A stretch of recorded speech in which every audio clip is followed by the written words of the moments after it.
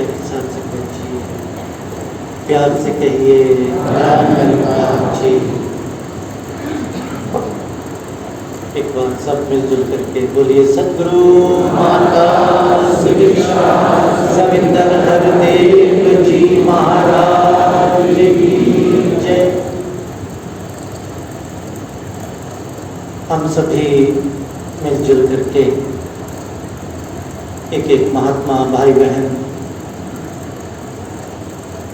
की रचना से ये अमूलक वचन श्रवण कर रहे थे और सभी ने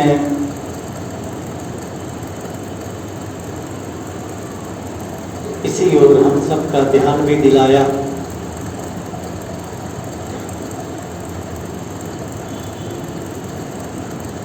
कि एक एक महात्मा भाई बहन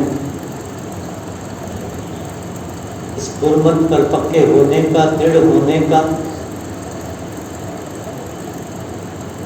जहाँ स्वयं वो दृढ़ता प्राप्त की है वहीं अनेकों उदाहरणों बखानों के या अपनी आप बीती के आधार पर हम सभी को भी प्रेरणा देने का प्रयास कर रहे हैं।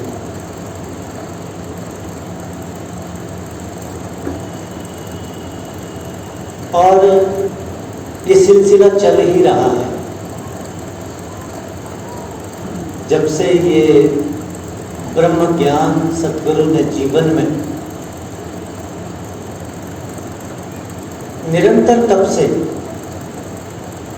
ये सिलसिला चल रहा है। आप महात्माओं के वचन श्रवण कर रहे हैं और दृढ़ होने का प्रयास जारी है। कितने कितने दृढ़ता आई है, कितने कितने परिपक्वता आई है, इस भक्ति पथ पर कितना कितना अग्रसर हो पाए हैं, ये तो हम सभी का व्यक्तिगत मामला है।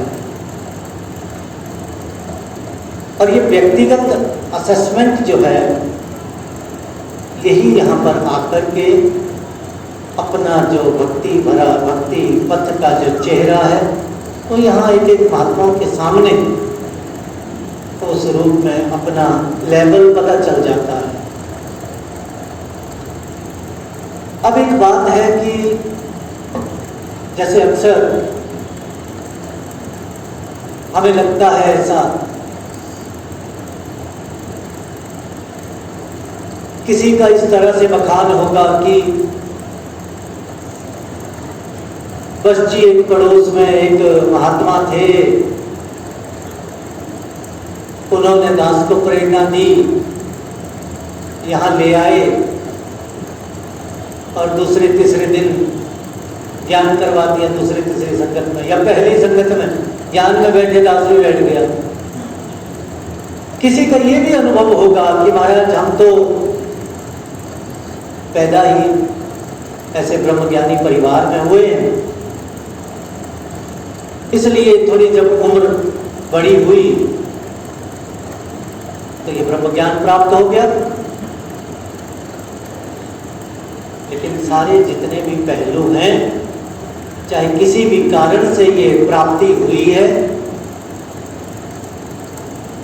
ये महज एक संयोग नहीं है। ये ब्रह्म ज्ञान का मिल जाना ये मात्र संयोग नहीं है, जिसको हम कहते हैं कि कोइंसिडेंस, एक ऐसी घटना घट गई। ये संयोग से प्राप्त नहीं होता है ये ब्रह्म ज्ञान, ये संयोग नहीं है। इसके पीछे ना जाने कितने कितने कारण रहे होंगे, ना जाने कितने कारण रहे होंगे, तब जाकर के आप महात्माओं को, हम सभी को किसी न किसी ब्रह्मवेता का संग मिला या ब्रह्मवेता के परिवार में तो जन्म लेने का अवसर प्राप्त हुआ। पता नहीं कितने जन्मों से ये विनती की होगी इस प्रभु परमात्मा से। जब तक इसको नहीं भी जानते थे तब तक भी इसकी बंदगी, इसकी वंदना, इसका स्तुति गान कर रहे थे पर अक्ल इतनी थी, समझ इतनी ही थी, जिसको हम कह सकते हैं, हम बुरा कहते हैं, इतनी बुद्धि मुझे है। और कई बार हम विवेक शब्द का इस्तेमाल भी कर देते हैं, जबकि बिना इस ब्रह्म ज्ञान के, बिना आप संतों के विवेक की उपजना होती ही नहीं है। ये वेदांत में जिक्र आता है। तो जितनी बुद्धि थी, जितना जिस समाज में पले बढ़े, जितना सीखा तो वो इतना ही था कि जब हाथ जुड़े होते थे, स्तुति गान चल रहा होता था,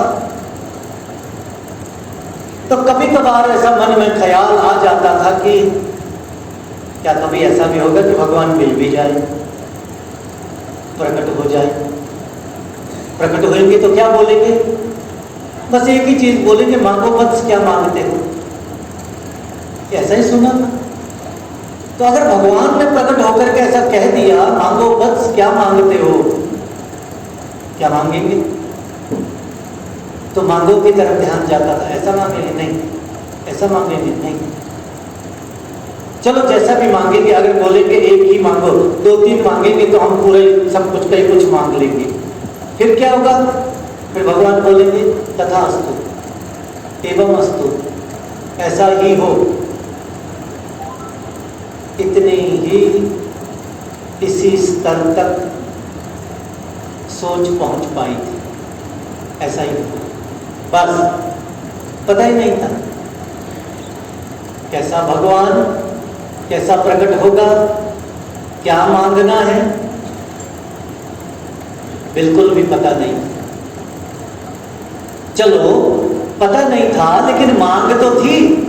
क्या पता कभी मिल जाए भगवान, क्या पता कभी प्रकट हो जाए भगवान। और पता नहीं ये प्रक्रिया कितने जन्मों से चल रही थी। और हो सकता है कभी कभी ऐसा भी बोला हो, प्रभु मिल भी जाओ, कभी मिलोगे भी कभी, ऐसा भी हुआ होगा। हम इसको नहीं जानते थे, ये तो जानता था, ये तो जान रहा था, ये तो सुन रहा था, ये तो मेरे मन में एक एक भाव जो उभर रहे थे, ये तो सब जान रहा था, इसको तो सब पता था। ये बड़ा दयालु, ये मुझे पाने की इच्छा रख रहा है। मतलब ये अरदासें की गई हैं, ये प्रार्थनाएं की गई हैं, ना जाने कितना कितना प्रारब्ध इसके पीछे है, जो ये ब्रह्म ज्ञान मिल गया। ये संयोग मात्र नहीं है, इसके पीछे कई कारण रहे होंगे। और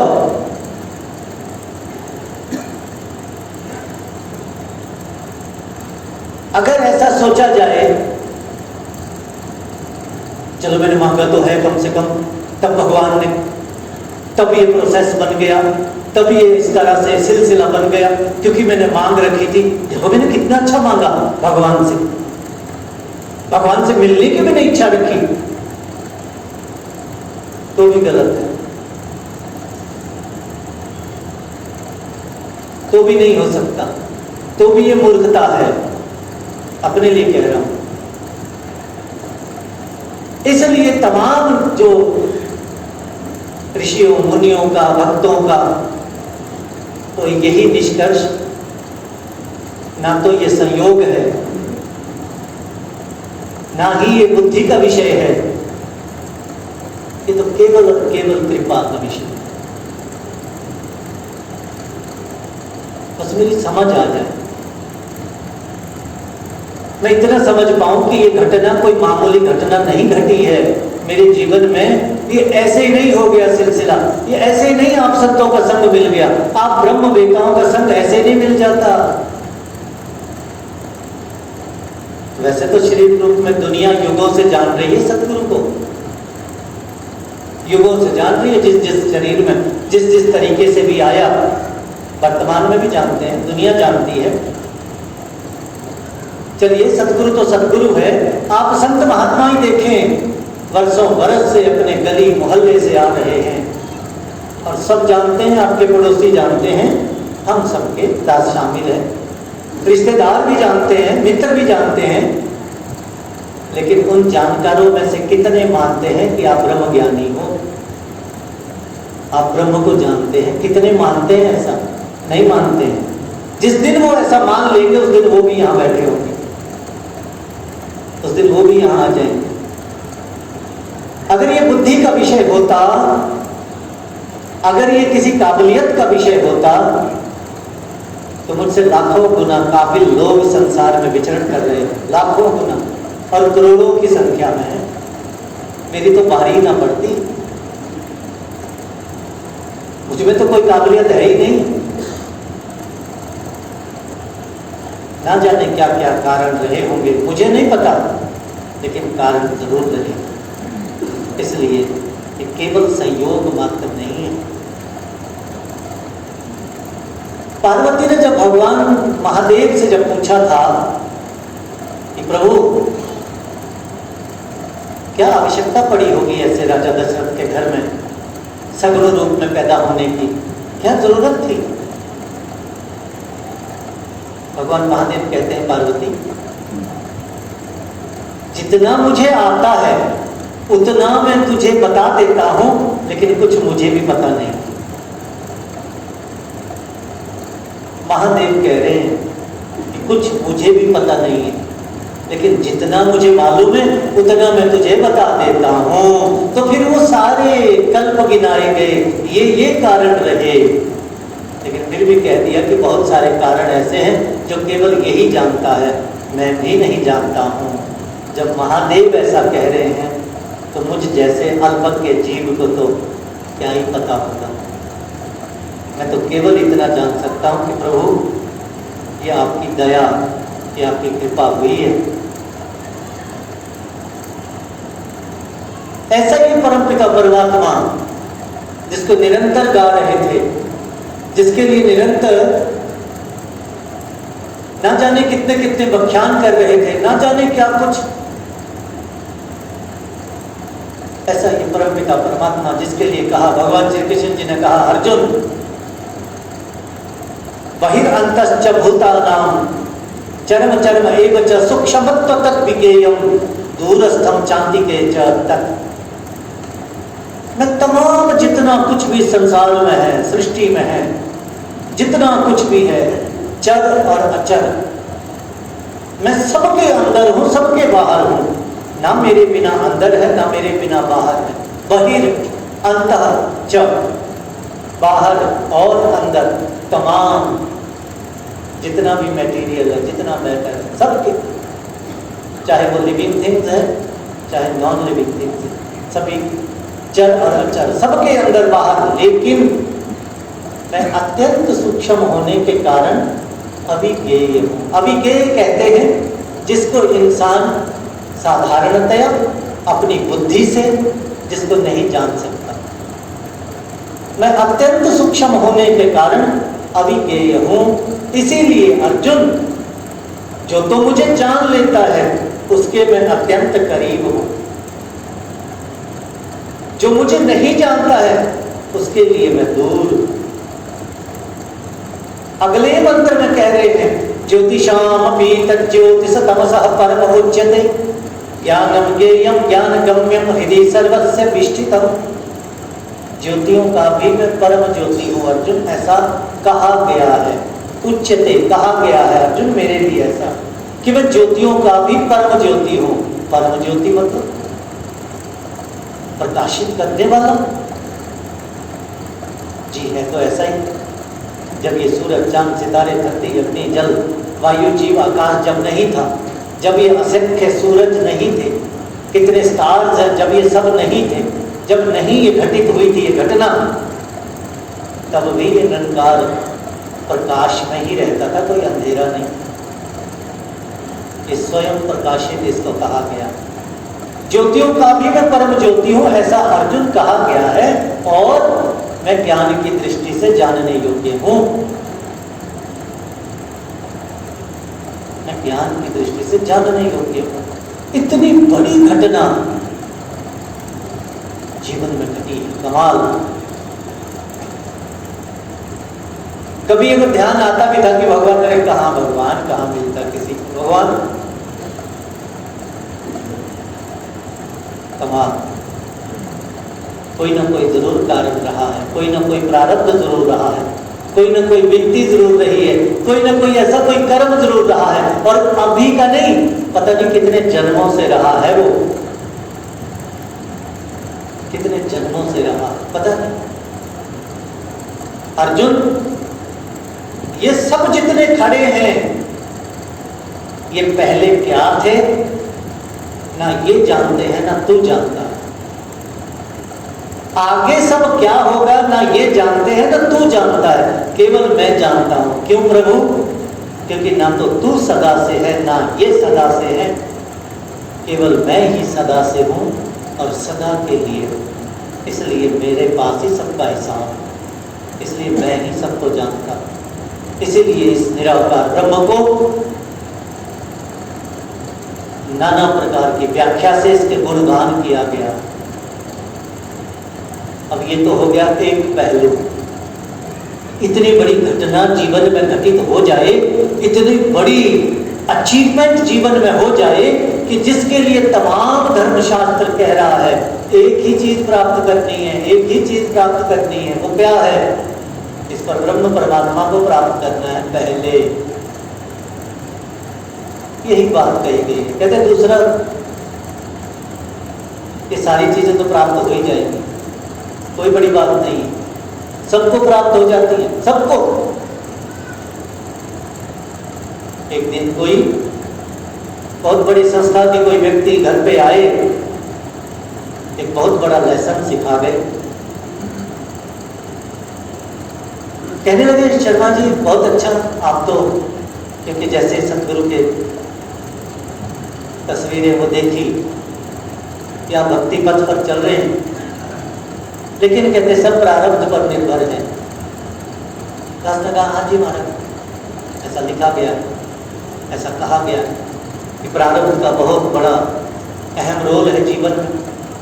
कहते हाँ, हम तो केवल इतना जानते हैं कि एक जो हमारी माँ है वो 85 इयर्स ओल्ड,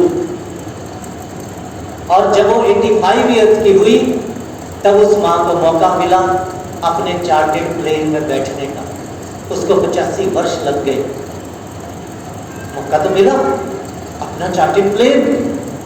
और एक बच्चा जो अभी पैदा हुआ है, वो 2 वर्ष का है, उसने अभी कुछ नहीं कमाया, उसको 2 वर्ष में मौका मिल गया अपने चार्टेड प्लेन में बैठने का। उसने क्या कमाया अभी? उसने कहा सही बात है। इसलिए जब आम घटनाएं भी इस तरह से होती हैं जीवन में, और ये प्रभु का मिल जाना तो कोई साधारण घटना नहीं है। कहीं मैं धोखा ना खा जाऊं, कहीं मैं इसको ऐसे ही ना समझ लूं, तो फिर मेरे लिए ये मूर्खता होगी कि मैं कुछ इसकी वैल्यू ही ना समझ पाऊं और इसका लाभ ना ले पाऊं। तो जन्मों जन्मों की अरदासें किस काम की? फिर ये गुरु की कृपा, जो गुरु ने इतनी बड़ी कृपा करके इतनी बड़ी दौलत दी है, जिसको पाकर के लोगों ने इतिहास रच दिए, फिर किस काम? जब किसी व्यक्ति को पता ही नहीं है कि जो मेरे पास जो कपड़े में बंधा हुआ जो चीज है वो बहुत कीमती है, जब तक उसको पता ही नहीं है उसके लिए वो कुछ भी नहीं है। और जैसे उसकी पता चल जाए कीमत का, उसके मन में उसके प्रति भाव परिवर्तित हो जाएंगे। मुबारक है, मिल गया। जिसके लिए इस जीव की दौड़ लगी थी, मिल गया। अब मिलके भी क्या कर लिया? अब दूसरा पहलू। इसलिए केवल ब्रह्म ज्ञान लेना भक्ति नहीं है। ब्रह्म ज्ञान भक्ति का आरंभ है। ये भक्ति क्या है? जिसने ये ब्रह्म ज्ञान करवाया, उनके वचनों पर अमल करना भक्ति पथ है। अर्थात सदगुरु के वचनों पर अमल करना ही भक्ति पथ है। कहीं धोखा ना खा जाऊं कि ज्ञान हो गया, अब गुरु की कहीं लगे कि बस ये नंकार हो गया, अब गुरु का रोल तो खत्म है। मूर्खता होगी मेरी अपने लिए। सतगुरु ही है जो बचा के रखता है, इससे जोड़ते रखता है, जोड़ के रखता है, जोड़ के रखता है। और आत्मा एक व्यक्ति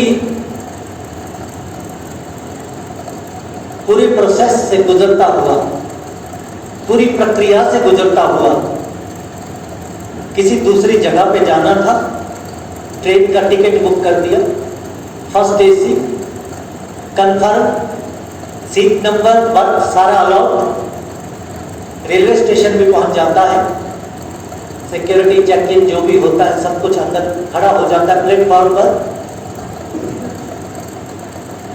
और सामने ही एक थोड़ी देर में देखता है बहुत सारे यात्री इंतजार कर रहे हैं ट्रेन के आने का। सामने देखता है एक बुक स्टॉल है, चले जाता है, अच्छी अच्छी तस्वीरों वाली पुस्तकें लगी हुई है, तस्वीरों को देखने में मस्त हो जाता है। सीटी बजी, ट्रेन के आने का संकेत हुआ, प्लेटफॉर्म पर ट्रेन आ रही है। एक भले मानस ने कहा, इशारा किया, भाई साहब जी ट्रेन आ रही है। आगे से वो कहता है, मैं बहरा नहीं हूं, सुनाई देता है मुझे। ट्रेन आ भी गई, रुक भी गई प्लेटफॉर्म पर, जितने यात्री हैं वो अपनी अपनी सीट पर चले भी गए, अंदर बैठ भी गए। जितने टाइम का उसका स्टॉपेज था, टाइम बीत रहा है। भले मानस ने फिर कहा, भाई साहब जी सब बैठ गए, ट्रेन जाने का समय हो रहा है, बैठ जाओ। आगे से वो जवाब देता है, अंधा नहीं हूं मैं, दिख रहा है मुझे, सब दिखता है मुझे। ठीक, अब ट्रेन की अगली विसल बजी जाने की, धीरे धीरे चल पड़ी, और भले मानस ने फिर से उसको बाजू से पकड़ करके कहा, भाई साहब ट्रेन चल पड़ी, चल पड़ी। फिर आगे से वो उत्तर देता है, पागल नहीं हूं मैं, दिख रहा है मुझे, पता है मुझे। तो उस प्रक्रिया का भी क्या फायदा है कि जो पूरी करने के बाद जो भी उस अपने स्थान पर, उस डेस्टिनेशन पर ना पहुंचा जाए, कहीं बीच में ही अटक के रह गए, कोई लाभ नहीं। उस टिकट खरीदने का कोई लाभ नहीं, वो चाहे बेशक कन्फर्म है, कोई लाभ नहीं जब तक उस प्रक्रिया में सम्मिलित नहीं हुए। बस अपने आप में सोचता है कहीं ऐसा तो नहीं हो रहा है, जीवन में कहीं ऐसा तो नहीं हो रहा है। इसलिए बार बार आप संतों के बीच में इसलिए आते हैं, बार बार इसलिए बैठते हैं, बार बार कि चेक करें, अपने आप को चेक करें। बैठे भी हैं सतगुरु रूपी इस नाव में, बैठे भी हैं इस ट्रेन में, इस भक्ति की ट्रेन में बैठे भी हैं कि बाहर ही खड़े हैं। सब कुछ ले लिया है, सारी प्रक्रियाएं कर ली हैं, टिकट भी ले रखी है, सब कुछ है। इसलिए चेक पॉइंट जरूरी है, और वो इधर संगत में आकर के पता चलता है। यही आईना है, यही अपने आप को संवारा जा सकता है, आप संतों के बीच में ही। ये आप संतों का संग कोई मामूली संग नहीं है, कहीं मैं धोखा ना खा जाऊं। हर रोज मिलते हैं, हर रोज मिलते हैं, सब जानता हूं मैं, अरे मैं तो इनके पूरा बायोडाटा जानता हूं। क्या फायदा उस जानने का? रोज मिलते हैं तो कुछ सीखना, रोज मिलते हैं तो कुछ सीख। हर रोज एक कुछ बात नहीं है, अच्छी वाली बात सीख। और अब हम सब जानते हैं युगों युगों से जो प्रक्रिया चल रही है, युगों से चल रही है, केवल 77वां नहीं है, युगों से चल रही है। हाँ, इस समय जो गिनती जहां से शुरू की गई, इस समय में उस रूप में 77वां जरूर है, नहीं तो युगों से सेवाएं सतगुरु करवाता है, ताकि हम इस लोक में भी अच्छे से जीवन यापन कर पाए। तो सेवाओं का मौका आप संत महात्मा देख रहा है, प्रफुल्लित है कि मौका आया है, कुछ करने का वक्त आया है, सतगुरु ने मौका दिया है, मौका दिया है। अगर ना ही देते तो क्या कर लेते, मौका ना ही देते तो क्या कर लेते, लेकिन मौका दिया है सतगुरु, चलो ठीक है कर लो। ये हमने चेक करना है, हम कितना कितना इसमें इस मौके का लाभ ले रहे हैं और कितना प्रफुल्लित हो रहे हैं, कितना प्रफुल्लित हो रहे हैं। हम पहले जब जॉब में था तो सरकारी काम के सिलसिले में ही इन्हीं दिनों समागम के दौरान दिल्ली आना होता था। तो दास के साथ काफ़ी सारे नौजवान और भी होते थे, तो वही बुराड़ी वाला एरिया समागम के ग्राउंड, तो संडे को हम आ जाते थे। कोई पता तो था नहीं कि सेवा दल की यूनिट और वो सब, तो सारे नौजवान तो दास सोचता था कि पहले उनको बोल देते थे कि देखो पहले ऐसी सेवा सर्च करो जो हमारे अनुकूल हो। अनुकूल मतलब हम कर सकते हैं ना, तो हम वो वाली सेवा करें जिसमें थोड़ा सा पता चले कि हाँ कुछ हुआ है आज। और जब ऐसी सेवा मिल करके और कभी लंगर में बैठे और एक एक महात्माओं की सेवा भाव को देख रहे हैं, तो अपने आप को चेक कर रहे थे, हम तो जीरो है इनके आगे, हम तो कुछ कर ही नहीं रहे। एक दिन के लिए आ गए और इसमें चाह रहे हैं कि इन सबका रिकॉर्ड तोड़ दें। यथासंभव प्रयास करते थे और जिस दिन जितना ज्यादा थकते थे उतनी ज्यादा खुशी होती थी कि हाँ शुक्र है, अगर थके तो इसका मतलब कुछ हुआ है, कुछ तो सेवा हुई है, हो ही जाएगी परवान, कोई ये सब देख रहे हैं, सब पता, सब इसको मालूम है। फिर हमने दिखाना है क्यों है इसको, क्यों दिखाएं हम इसको सेवा करके, हम कर रहे हैं, इसका काम है, देखे ना देखे ये जाने, हमने तो कर दिया।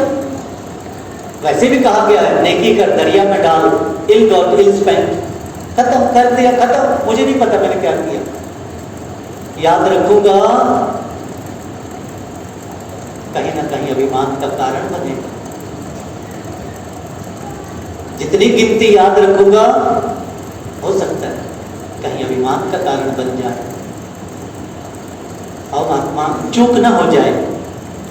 अक्सर समागम के जो प्री समागम की संगतें होती हैं तो वैसे एक बात कहा करता है, क्या पता किसी को वो बात अच्छी लग करके, हो सकता है कोई उस बात से समागम में पहुंचे भी हो, शायद मुझे नहीं पता, निरंकार जाने, सतगुरु जाने। तो दास वैसे ही एक जो सच में कॉमन फैक्टर है, दास कहता है कि जैसे मान लीजिए समागम के लिए और कोई व्यक्ति इस तरह से कि भाई साहब जी आना तो मैंने भी था लेकिन मेरे तो बस ये वाला काम ना, ये अड़चन ना आई होती ना तो मैंने भी आपके साथ क्या करे, अब नहीं आ सकता हूँ ना, काम जो आना पड़ा, ठीक है। अब महात्मा तो समागम में आ गए, अब समागम की वापसी में आकर के अपने अपने बखान सुना रहे हैं संगत में, मुस्कुराते हुए चेहरे, हमने ऐसा देखा, फिर सतगुरु आए, फिर ऐसा हुआ, अरे, और दूसरा बोल रहा है आपने वो देखा। अब जो नहीं गया है संगत समागम में, अब वो अपने आप में रिग्रेट फील कर रहा है। क्यों? क्योंकि जिस काम के लिए रुका था ना तो वो काम हुआ और ना ही समागम अटेंड हुआ। दुविधा में दोनों गए, माया मिली न राम। तो कहीं ऐसा रिग्रेट ना रहे किसी, काम तो सारे हो ही जाने हैं, उसके लिए अरदास करते हैं हम सब हे सतगुरु माता सुदीक्षा जी महाराज, हम सभी को ऐसी तौफीक बख्शो, बल बख्शो, शक्ति बख्शो, सामर्थ्य बख्शो और अनुकूल परिस्थितियां बख्शो। अरे आप कर सकते हो ना, हमारे लिए ये सब चीजें क्या है आपके लिए? आप सोचो जरा कितना बड़ा ये निराकार ब्रह्म, हम क्या मायने रखते हैं इसके लिए? हम ऐसे ही बोलते कि कर दो ना, ये वैसे भी बोलते कि हाँ ठीक है हो गया।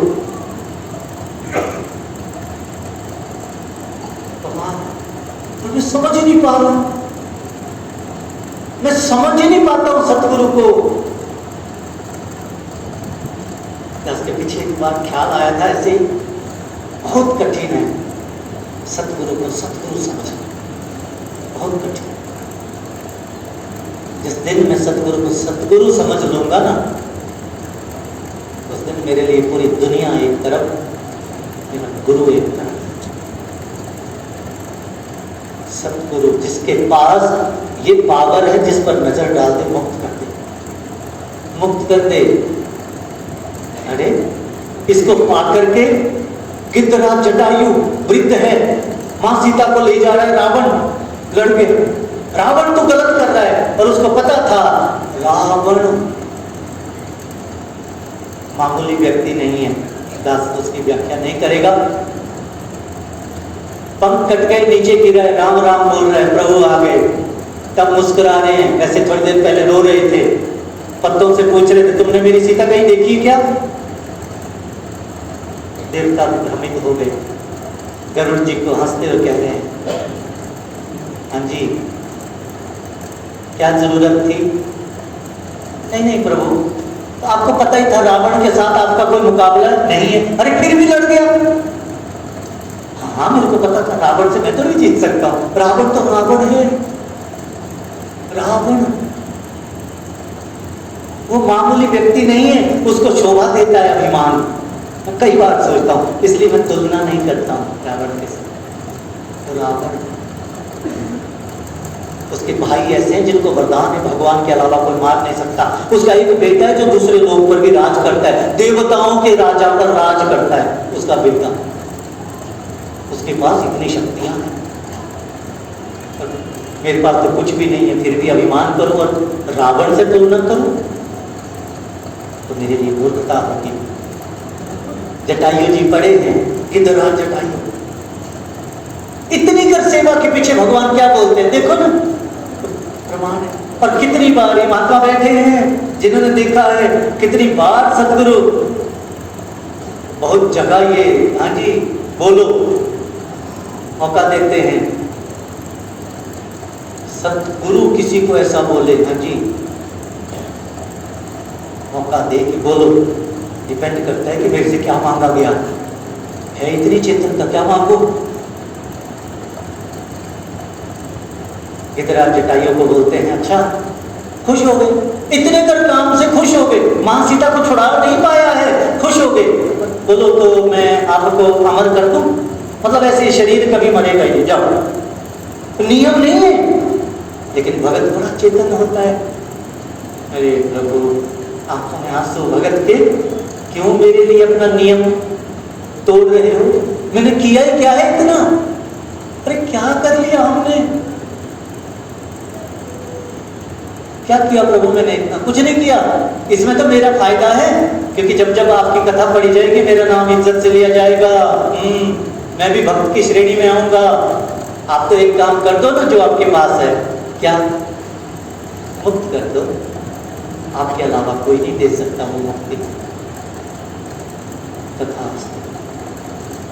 कोई जरूरत नहीं ज्ञान कराने की, इसीलिए कहा है सतगुरु जिस पर नजर डाल देना, जरूरत नहीं है ज्ञान कराने की, ऐसे ही मुक्त कर दे। निरंकार रोकेगा नहीं, लेकिन निरंकार किसी को मुक्त नहीं करेगा। और महात्मा जब इतनी बड़ी घटना जीवन में घटी है, जब इतना बड़ा अचीवमेंट जीवन में हुई है, तो क्यों पीछे रहेंगे? क्यों ना कदर करें और क्यों ना लाभ लें, क्यों ना सेवा करें, क्यों ना डालें अपने बीज। और वो बीज जो पीढ़ियां खाएंगी, पीढ़ियां हम ही नहीं खाएंगे, आगे भी खाते रहेंगे। किसी ने कहा नौकरी के दौरान कोई एक व्यक्ति बहुत ऊंची पोस्ट पे थे, दास के साथियों ने कहा कि शर्मा जी, ये आपको लगता है कि ये व्यक्ति इस पोस्ट के लायक, कि कितनी ऊंची पोस्ट पे पहुंच गया, आपको लगता है कोई काबिलियत? दास ने कहा इससे कोई फर्क नहीं पड़ता। तो वो मुझसे सुनना चाहते थे कि क्या ऐसा कारण है इसके पीछे। दास ने कहा निसंदेह इनके बुजुर्गों ने गुरु के दर पे सेवा कमाई है, इसलिए ये खा रहे हैं। इस जन्म का नहीं है, इनके बुजुर्गों की कमाई है, और कोई रोक नहीं सकता। चाहे काबिलियत हो चाहे ना हो, कोई रोक नहीं सकता। पीढ़ियां खाएंगी, ऐसा ही प्रमाण है महात्मा, ऐसा ही शास्त्र कहता है। ऐसे संत गुरु पीर में गुरु का ये विधान है इस तरह का। आओ ये मौका मिला है, इसमें चूके नहीं, पीछे नहीं हटे, उमंग में रहें, जोश में रहें और अधिक से अधिक प्रयास करें, चाहे वो किसी भी रूप की सेवा हो, तन की, मन की, धन की, जो भी हो। क्योंकि तीन ही कारण सेवा के बखूबी हम सब निभा पाएँ और अपनी बिल्कुल हाजिरी गुरु के दर पे, गुरु के चरणों में लगा पाएँ। यही याचना, यही प्रार्थना, और इस जोड़ी को बहुत बहुत मुबारक, बहुत बहुत बधाई, क्योंकि इनकी वेडिंग एनिवर्सरी है। बहन संजुला जी, महात्मा मनीष जी और दास को भी इस रूप में यहाँ पर सम्मिलित होने का, आशीर्वाद प्राप्त करने का और इस सेवा में, सेवा को निभाने का शुभ अवसर दास को प्राप्त हुआ है। दास बहुत भाग्यशाली है। यही याचना प्रार्थना करते हुए अंत में सभी के लिए, परिवार के लिए भी, बाकी सभी के लिए भी कि हे सद्गुरु माता जी, आप जी ऐसे हम सभी को ताकत दो और ऐसे अनुकूल परिस्थितियां दो कि हम बढ़ चढ़ करके इस सेवा में, आने वाली सेवाओं में, और जब जब भी आप जी के मुखार बिंद से जो जो भी आदेश आते हैं, हम उसको बखूबी सरंजाम दे पाएँ और अपना कल्याण कर पाएँ। प्रेम से कहिए।